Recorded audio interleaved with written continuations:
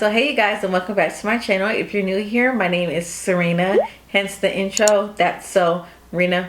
You get it, corny, I know, but that's just how we are here. So you guys, another Vlogmas video. I wanted this one to be kind of different, like a sit down, chit chat video, because we're all friends here, we're all family here, period. If you're not friends or family, honey, hit that subscribe button and let's get to know each other. Let's get to know each other a little better, because I'm about to help you guys. I know I have a lot of younger subscribers. It looks like my target area is like 18 years old to 24 years old. So I kind of wanted to touch on this. If you already read the title, you already know what this is about. But yeah, I want to talk about budgeting and what you need to know before you live on your own. Kind of just like a chit chat, just talk.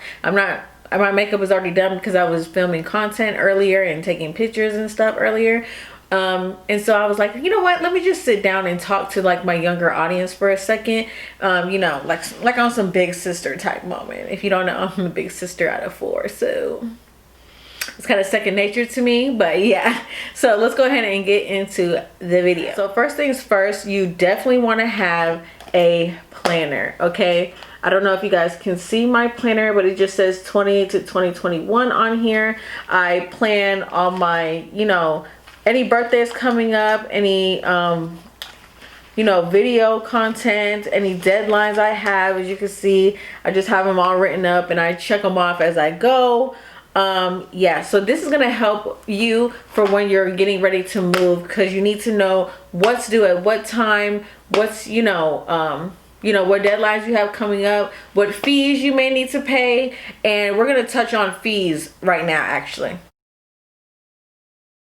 All right, so when it comes to fees with moving, some apartments or houses, whichever one that you're going to first, they have application fees and then they have administration fees. Your administration fees are usually what covers like your background check, security deposit, your credit check, your rental history, all of that admin stuff that is needed so that they can see if you're qualified for the actual place. And then your application is usually like the overall fee the fee per person that you're going to pay. So like, for example, if I move somewhere and the admin fee is $200, the application fee is probably going to be $50. So it'll be $50 for everybody per, yes, it'll be $50 per every person over the age of 18 that will be living in the unit or in the house. And then you pay one administration fee to get all those documents processed. Sometimes you might be able to move in somewhere and they have a special going on. Like where I live, the admin fee was put towards the actual deposit per se, so I won't get a deposit back. Yeah, I won't get a deposit back because it was put toward the deposit, which was also then put toward like the first month's prorated rent. So I got in at a good time with mine. So when I moved in, I think I paid like $200 for the admin fee, but my prorated amount of rent was also $200 because I came near the end of the month. Actually, I came around like the 14th. Yeah, I think I moved in like February 14th, 15th. And the lease is due on the 30th, so it's already prorated right there. And then plus, if your credit score is good, you can sometimes get fees waived or stuff like that, and you won't have to pay a security deposit like me.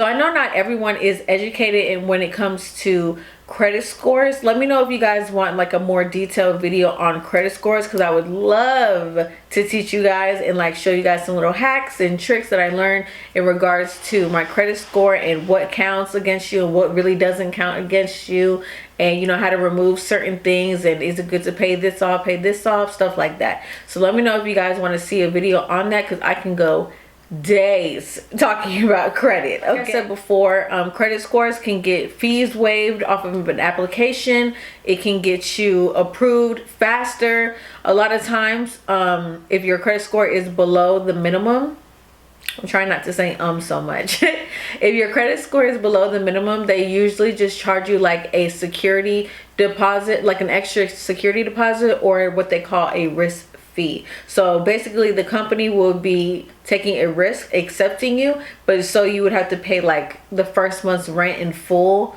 plus the next to move in. Some people do that, or some people will just straight up deny you if you have something alarming on your credit score. So that's also something to take into consideration. This next tip is definitely for my ladies, but also for everybody in general, because I just want everybody to be safe. Before you move into a neighborhood, right? Before you say, this is the one, this is where I want to be, I feel comfortable moving in here, you need to drive around that neighborhood at night. Also, like, pay attention to like things that you see or hear on the news. You want to drive, like, if you're going to be moving in at the end of the month, you need to be driving in that at night at that neighborhood probably at least 3 times a week throughout the week, because you know kids are in school during the daytime, so usually you don't really get to see like how many people are like really in the neighborhood. And you know, when kids have free time, or even high schoolers have free time, they get into trouble. And you might, you know, it's a comfortability thing. Like me as a young lady, seeing like a group of men just sitting on the stairs all day long is not something I really want to see. And that's kind of where I messed up with this apartment. Well, I was in a rush to get in here, so don't use me as an example, okay? I'm a terrible example when it comes to, you know, scoping out the neighborhood ahead of time. However, I did scope this one out ahead of time, but I guess I wasn't looking in like the peak times to be looking for like, you know, suspicious activity. But yeah, as a young lady, if you're going to be living alone, you always want to have something on you. Okay, let me just say that. Always have a weapon. Period. Self-defense. And also I have, for like more security, I have a ring. So every time someone comes by my door or knocks on my door or is anywhere near me or where I am supposed to be and not them, it just alerts my phone like automatically. So, you know, if it's some suspicious activity, I don't even have to get out the bed. I can alert the authorities type of stuff. So that's also good to have if you can't have weapons, or if you just want to feel more secure. I would definitely recommend a Ring doorbell camera. I'll link it down below because I got mine from Bed Bath & Beyond, but I'm pretty sure you can get it off Amazon. I just wanted it like that day, so I went ahead and purchased it in store, but it was like $100, and the plan to keep the videos saved is only $12.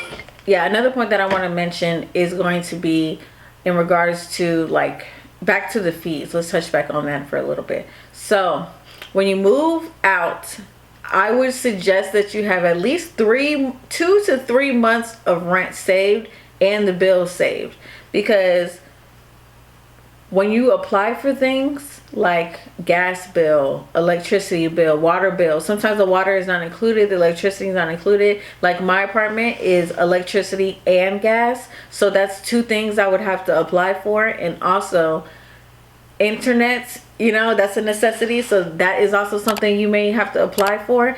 All those things run through your credit, so if your credit score is not A1, you have to be prepared with deposits. Like there's deposits everywhere. You cannot avoid a deposit unless you know your credit score is like this. But even if your credit score is good, if you have high balances, sometimes they still charge you a deposit, so that's also something to work on. So I would suggest that at least 2 months prior to actually moving in, you pay your balances down. That way it reflects, when I say balances, I mean like anything that you owe, like anything you have an installment payment on, like credit card bills, hospital bills, car note, anything like that. I would suggest that you pay that down 2 months at least, and it you know, for 2 months have a low balance, and then apply for something big, because that looks good on your part, and then you know you won't have to, you can get the deposit waived just like that. So that's also a tip. Let me know if y'all want a credit score video. I could do that. I could do a credit score video. Okay, like I keep like leaning toward that side, and when I hear budgeting, I hear credit. So I need to stop doing that. But also make sure that you have a savings account that you don't have access to. Okay, learn from me.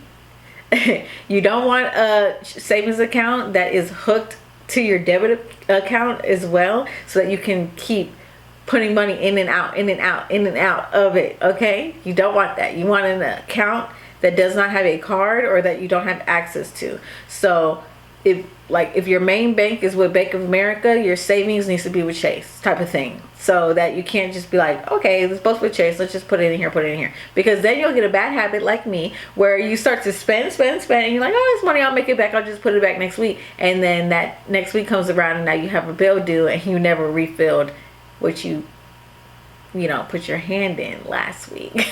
So don't be like me, learn from my mistakes. Yeah. So also, let me see what else I want to touch on before I end the video. Yeah, we already talked about credit cards. We already talked about moving fees. Oh, let's talk about furniture. Okay, so for furniture, I'll just tell you guys what I did. Do whatever you want. I'll just tell you what I did. So because I live in an apartment, it wasn't that extreme for me to get like brand new furniture and a whole bunch of stuff. So when I moved in, I had a couch given to me by family, and then I had a bed that I was financing through Aaron's. And Aaron's is like a it's like a retailer. Yeah, it's like a retailer, and you make like monthly payments or bi-weekly payments, however you would like to set it up, and you just pay for the furniture, and then when it's time to move, you call them up, they come get their furniture. Just like that. If you watch my vlogs, you would see like I returned my furniture because I wanted to like minimalize my expenses, because it didn't make sense for me to be paying for like a whole bedroom set and it's just me. So I just got one bed and my TV. That's pretty much all I need now. And yeah, and then I have my filming room and all my necessities are really in here.